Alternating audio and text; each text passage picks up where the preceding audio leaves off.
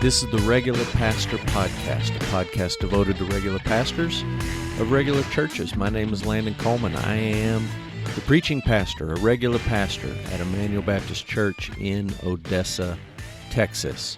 You have stumbled into Season 4 of the Regular Pastor Podcast, where we're talking about books, and we're talking about ideas, and we're trying to think through how books and the ideas in those books might apply to the ministry of regular pastors. Today I want to talk about a book that is one of my absolute all-time top 10 books of all time, one of my absolute favorites. This book is The Master Plan of Evangelism by Robert Coleman. No relation to me, although I wish we were related and he could pass down his royalty income to me in some form or fashion. Master Plan of Evangelism is published by Revel. There have been a ton of editions, lots of editions of this book published. The book is about 116 pages, depending on the formatting and the edition that you're looking at. The one that I'm holding right now is a red cover. At the top it says more than 2 million copies sold. That's very outdated. This was the 30th anniversary edition, so this was in 93. Has a study guide from Roy Fish and a foreword by Billy Graham. So lots of different editions of this book. The book itself has a preface and 8 chapters and an epilogue. And as I just mentioned a moment ago, it was published originally in 1963. So let's talk about the book. Robert Coleman's a lifelong scholar and professor. He directed the School of World Mission and Evangelism at Trinity Evangelical Divinity School for about 18 years. He taught other places and led other organizations. He was a founding member of the Lausanne Committee for World Evangelization.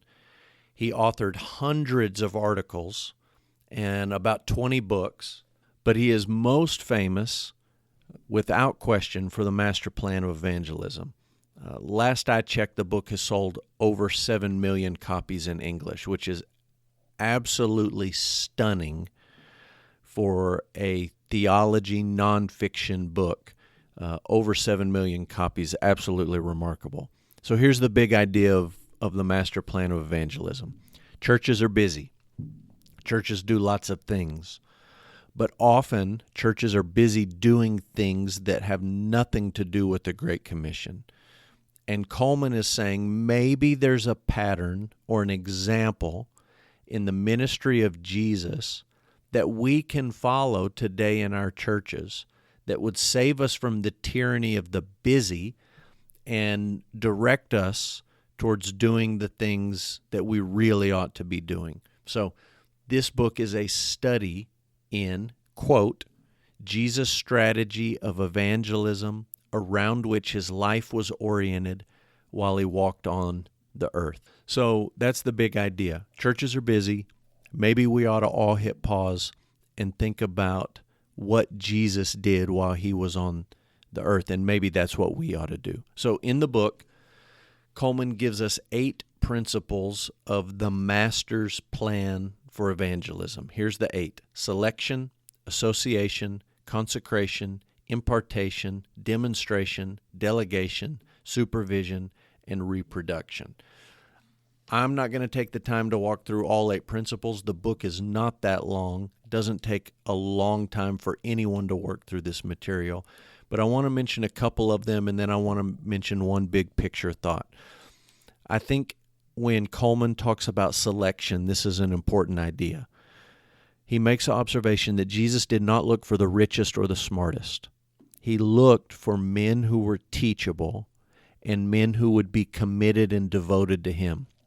He says this on page 29 about the disciples, the 12. He says they were honest men, willing to confess their need.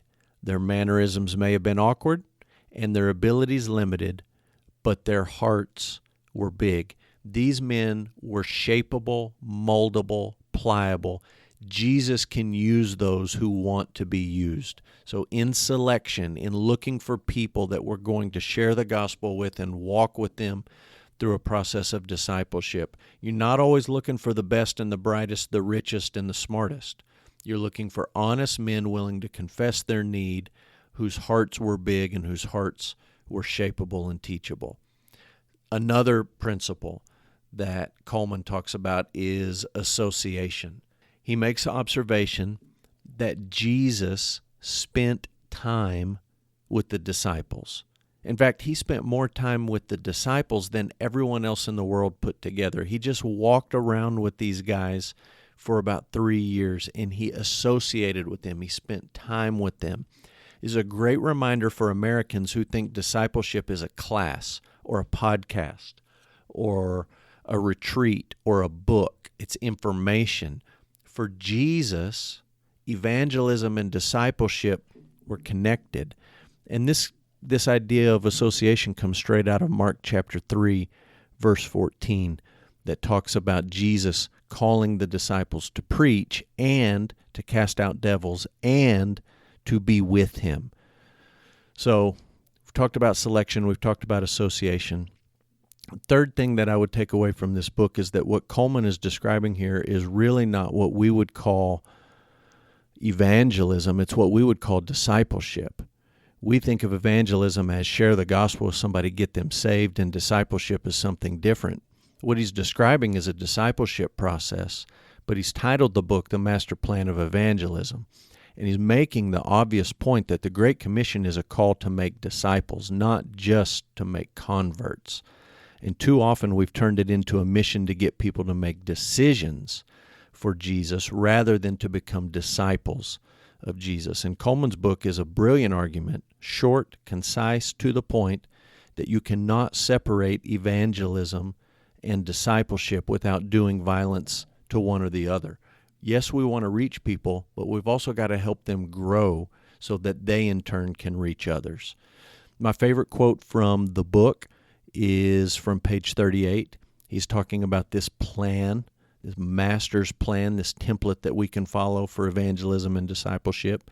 And Coleman says this, quote, "It will be slow, tedious, painful, and probably unnoticed by people at first, but the end result will be glorious even if we don't live to see it." That is completely contrary to the way most pastors in churches think and plan ministries and try to reach people. We want things that are big and quick and easy and flashy and reach a lot of folks all at once. That's just not what the Master's plan is. And I think that's a marvelous quote for a regular pastor. When it comes to ministry takeaway, I think there's a lot here for regular pastors because many of the regular pastors I know are prone to get discouraged with the smallness and the obscurity of their ministry as a regular pastor. This book reminds you that even as a regular pastor of a small, obscure church, you can have an outsized generational impact on the kingdom of God if you will follow the Master's plan for evangelism. And that is taking an approach to evangelism that involves what we normally separate out as discipleship. Combine those two things in your mind, in your planning, in your ministry. Evangelism and discipleship are one and the same. Be faithful with the people that God sends you, even if it's not as many people as you wish it was. Let God take care of the big numbers, and you be faithful with the small number that the Lord has sent to you. That's essentially what Jesus modeled in his ministry on earth. Yes, he spoke to the crowds, but the emphasis, the focus of his ministry was on a small group of men that he discipled. I think there's also a ministry takeaway here for megachurch pastors. Medium, large-sized church pastors also ought to consider these truths. Yes, you have a larger congregation. That's more responsibility. It's more opportunity to do things, to reach people. However, you still have to make disciples. And that happens not just through a class, not just through you being up on a platform, but it happens when you live out the 8 principles that Coleman has detailed straight from the ministry of Jesus. When it comes to criticism of this book, I have none. I love this book. This book was drilled into my head while I was a PhD student at Southern Seminary, studied under Chuck Lawless and Tim Bucher, had to read this book, had to know this book. Had to talk about this book in my comprehensive exams. I believed this book then as a seminary student, but now, 15 years serving as a regular pastor, I believe it more than ever. And I think it's a book that is needed for regular pastors who are frustrated, discouraged. They're not able to stack up or measure up with the flash and the pizzazz of the megachurch. And this book reminds you that's okay. That's not your calling. Your calling is to make disciples, is to follow the Master's Plan of Evangelism. And you can do that regardless of the size of church that you pastor. So if you look this book up on Goodreads, it's a 4.06. I don't know why it's so low. I give it a 5. If I could give it a 6, I'd give it a 6. This is an absolutely wonderful book. Who should read it? I think regular pastors ought to read it. It's a call to be faithful in evangelism and discipleship with the people that God sends to you. Don't worry about small numbers. Just be faithful with the ones God entrusts to you. I also think megachurch pastors ought to read this. You have a heightened responsibility to be faithful in evangelism and discipleship with the people the Lord sends to you. And if He sends more people to you or your church is larger in attendance, that's just a greater responsibility to put this model into practice. Jesus gives us a model we must follow for reaching people and helping them grow as disciples. Thanks for listening to the Regular Pastor Podcast. Be sure to subscribe for weekly episodes that drop every Monday. Thanks in advance for following, subscribing, leaving us a great rating. You can follow Regular Pastor online at regularpastor.com. You can find me on Goodreads by searching for Landon Coleman. If you've got a book recommendation, something you'd like me to read and talk about here on Season 4, shoot me an email at landon@emmanuelodessa.com. Until next week, this is the Regular Pastor, out.